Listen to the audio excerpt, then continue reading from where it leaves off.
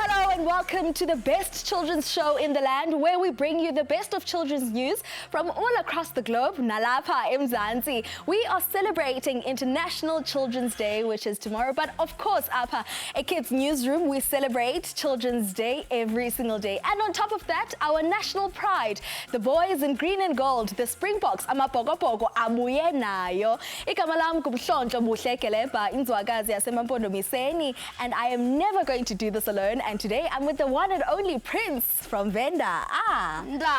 It is that time of the week, and you are definitely at the right place. Right here on Kids Newsroom, we will be taking a journey all across the globe and touching on everything that concerns children. We are undoubtedly still celebrating our 19th birthday, as well as the Webb Ellis Cup. Now let's stop all this nyapa and get straight into our headlines.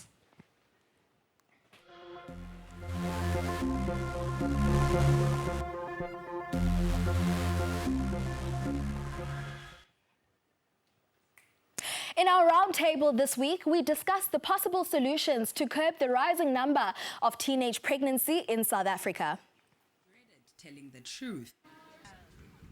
We meet up with a young LGBTQI+ member who shares the highs and lows he faces.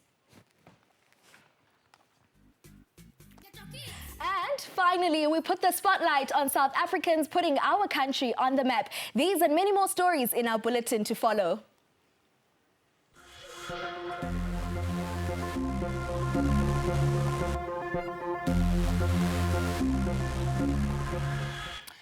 Let's begin our bulletin with news making the rounds in our country. In news around our country, learners from various parts of the country commenced with their end-of-year exams with much enthusiasm and determination. Over 700,000 full-time candidates are registered to write the final examinations across 7,000 centers nationwide. This week saw all candidates begin with languages, history and mathematics paper 1. The exams are set to be underway for 6 weeks, with the last paper taking place on the 4th of December. All the very best to matriculants. And lastly, in Gauteng, the whole of the province was painted green and gold this week from the final Rugby World Cup match to the next day, following its 12-11 victory to New Zealand. Soon thereafter, the Boks made their way back to our shores and have kick-started their trophy tour. They began in the Union Buildings, where they were received by the President, and headed to Pretoria and Johannesburg CBD. For the course of this weekend, they will visit other provinces, so be on the lookout for them, and don't forget to shout, "Go Bokke!" And that's all we have for news around our country. And now, let's cross our borders and check out what's happening around the world. In news around the world, we start in the United States. Dozens of US states are suing Meta Platforms and its Instagram unit, accusing them of inducing a youth mental health crisis by making their social media platforms addictive.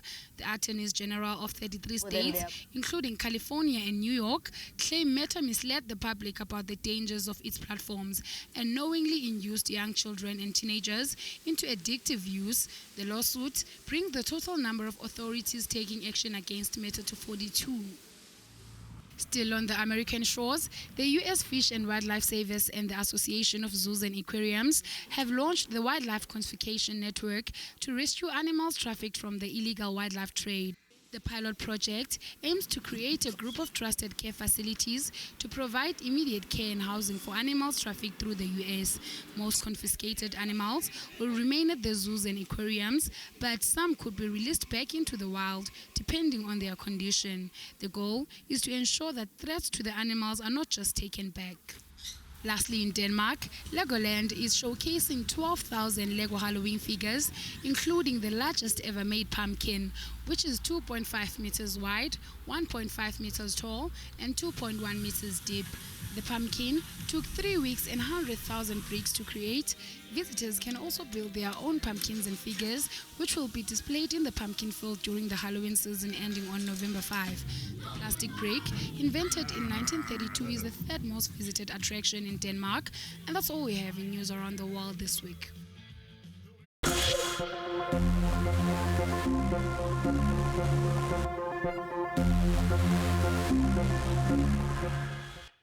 As we wrap up the LGBTQI plus month, children who are part of the LGBTQI plus community are still facing criticism within their community and schools. Our reporter, Given Muziane, sat down with a 16-year-old boy who has also faced homophobic bullying and discrimination in his society. Meet Aguyile Kapiana from Centurion in Gauteng. He's only 16 years old, but his life experiences have forced him into the world of activism. Aguyile is an open member of the LGBTQI plus community, and which in this day and age is still a risk.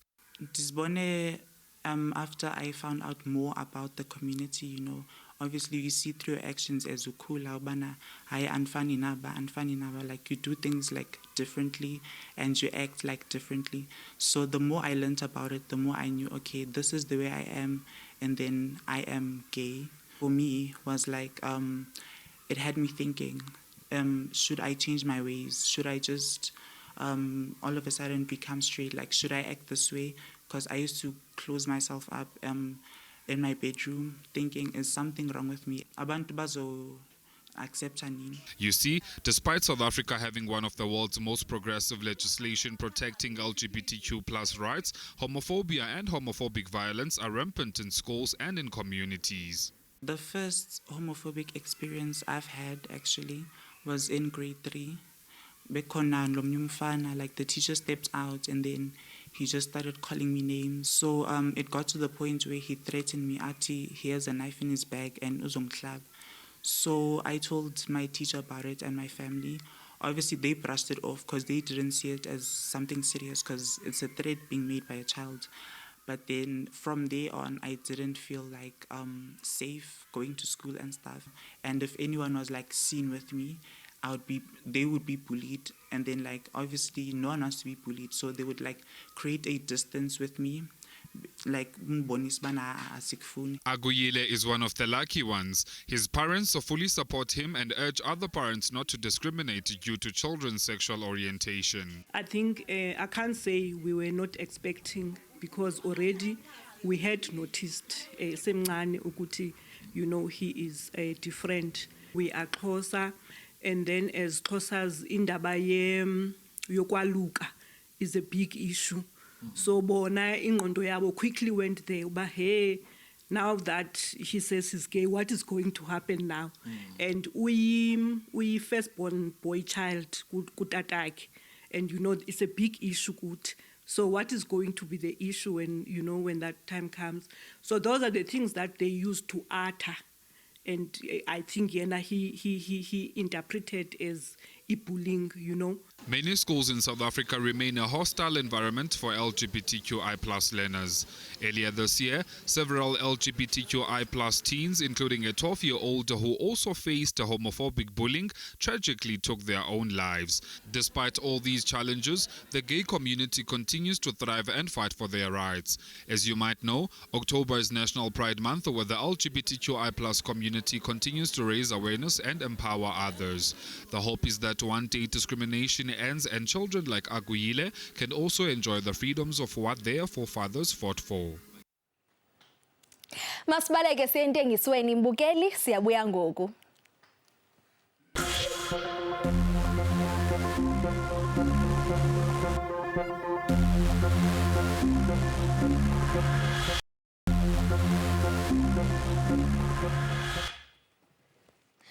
Amazing to see you back to all our SABC2, SABC Plus and SABC Lehigher viewers. South Africa has one of the highest rates of pregnancy, or teenage pregnancy if I may pardon, globally, with nearly 1 in 4 girls getting pregnant before turning 20. That's according to the World Health Organization recent stats. And now the question is, what should be done to curb the rising numbers of teenagers getting pregnant? We had our friends over right here to discuss this issue, and this is what they had to say. Njengesiqhelo salapha ekhaya, we will be having robust conversations that are concerning children from all across the globe and right here eMzansi. Igama lam ngumhlonhlo Buhlekelepa, inzwakazi yaseMampondomiseni. I'll be sitting down with a healthcare practitioner, Liza Chowa, to discuss this concerning issue. Thank you, Buhle. Nalibito la ka Bonolo Mwashidi Banson Barkimispi, Murara Missimo Ashludi the Boni Bonbon. Now, here in South Africa, teenage pregnancy is something that is very concerning, and the statistics are rising at a very high rate. Now, government has set seven strategies to make sure that contraceptives are now supplied to girls at the age of 12 years old. Let's talk more about this. Hi guys. Hi. How are you? Good, thanks, and you? Welcome to Kids Newsroom. Thank you. Okay, so when we talk about teenage pregnancy, what comes to your mind? What is teenage pregnancy? Apiwe? Hi, my name's Apiwe. I'm 13, and I personally think that teenage pregnancy is from the ages of 12 to 19.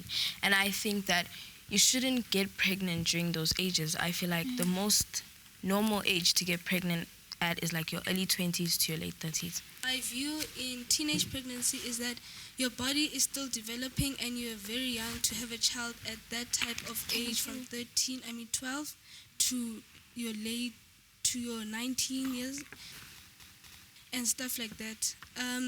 Also, your child could come out with Down syndrome, which is one of the mental illnesses that are common when you have a child that is born at a premature pregnancy. So do you think that LO is helping reduce teenage pregnancy and making the teenagers aware of it?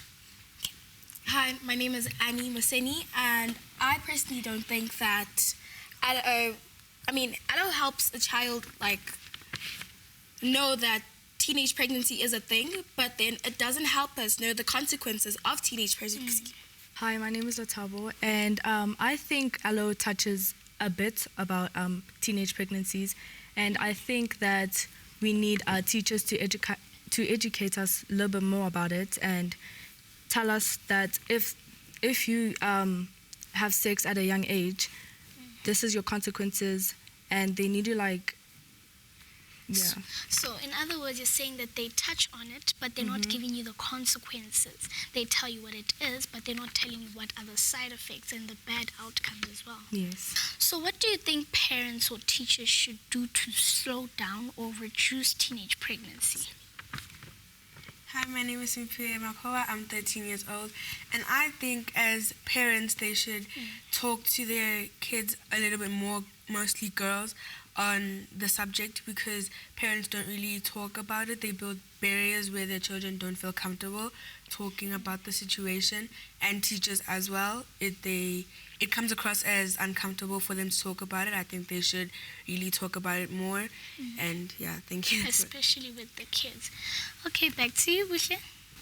Thank you so much, Monolo. And right now, I will be speaking to a public healthcare practitioner, Liza Chowa. Welcome to the show. Thank you so much for having me. Now, please tell us why you are in the research space. What is research currently saying about teenage pregnancy?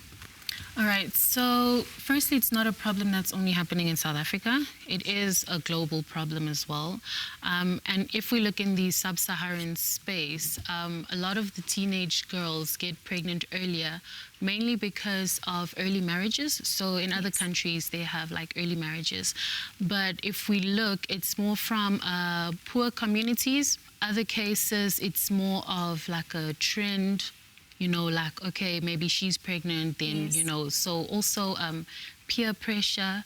There are other instances where it's rape, unfortunately, or incest. So there's quite varying factors to early pregnancy. Yes. Now, when you mention peer pressure, do you mean in the sense of the teenage pregnancy when the teenage girl falls pregnant, or do you perhaps mean in the space of having sexual intercourse? Having sexual intercourse. All right. So it's more like you maybe put in a outcast box if you may be not practicing or doing sex, for example, or unprotected sex, so you feel like you're missing out, and so lured into risky behavior practices. Now I'm going to be asking if there's these two learners next to me, if they have any questions for you that you can answer. Please introduce yourself. Okay.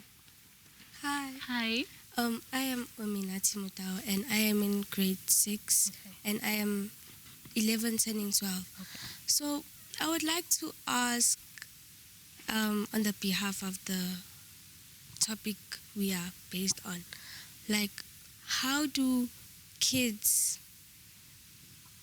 can they prevent themselves from getting pregnant? Okay. So there are places that you can go to, right, like your clinics, right, for contraception. So you obviously need a healthcare practitioner in that space, but also I think just having that knowledge. So being educated on knowing where to go as well. And also be aware that there are also consequences to every action, and don't do something if you're being pressured into doing that, whether it is from your friends or if it's from the person that you like. Absolutely. Now we do have a second question as well. Hi, I'm Owetu. I'm in grade 5. I'm 11, turning 12 next year. I just wanted to ask, let's say I am pregnant. What can my parents do to support me in the situation I am in? That's very important to have a supportive environment, because in most cases, unfortunately, teenagers take it upon themselves where like their mental health issues arise and they think that suicide is the only way, or maybe abortion is the only way.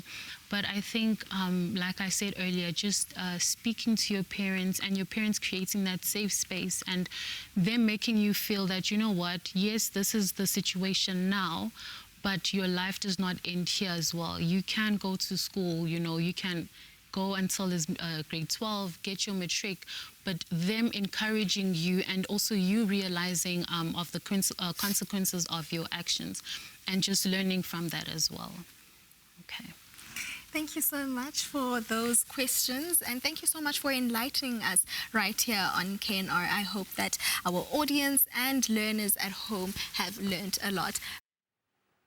Amazing. Let me quickly drink a cup of water. When we come back, we check out what's happening out on the socials. Make sure you do not miss out.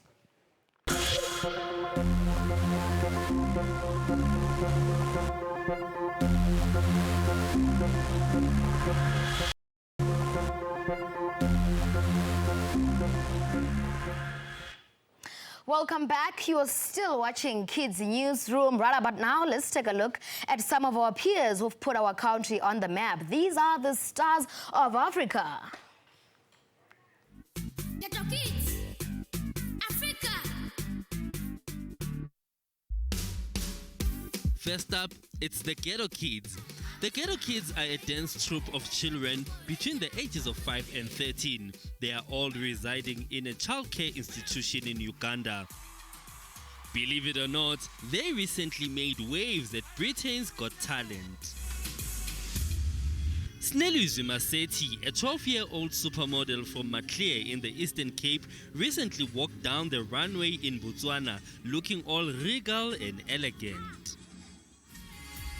Princess Malkia Kogo was recognized by the African women designers in Mozambique recently.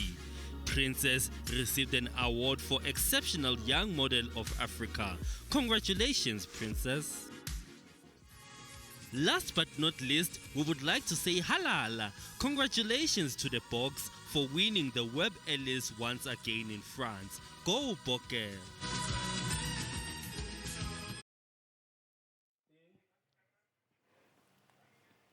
As you know, we really love hearing from you. Now we're going to take some amazing messages coming from our friends. Now let's move over to Facebook and read some of your comments. Our top fan, Temingosi Holneck, says, I would like to say congratulations, Mapogopogo, and keep it up. We always see your love on our Facebook page, Temingos. And then now we have our next comment from our Facebook. I'm just waiting for it to come up. Sibongile Bongi, we are very proud nation. Big ups to the Boka. Those are our top fans. Thank you so much for constantly keeping in touch with us on Facebook. Now, the matric class of 2023 started their final examinations this week. As the team at KNR, we would like to wish them all the best. And some of your friends share the same sentiments. Let's hear what they've been saying. Hi, we're Koketo and we're from Maryville College. We would like to wish the matrics of 2023 good luck with your exams and to push because, guys, next year is university, it's college life, you know. Like, yeah, we gotta go there, be the new, I don't know, maybe the new artists, the new engineers, the new doctors, you know. Let's secure the PhDs. So let's push and finish 2023 with a bang. Hi, this is Natasha from Liberty Community and we'd like to wish all the matriculants of 2023 good luck on the final examinations. Hope you write well and good luck. As you guys know, it's been a week of celebration in our country, and as we wrap up the show, it's time to let loose and join in the celebration. We have Bacardi dancer in studio by the name of Riatlehile Tolo, the king of Bacardi.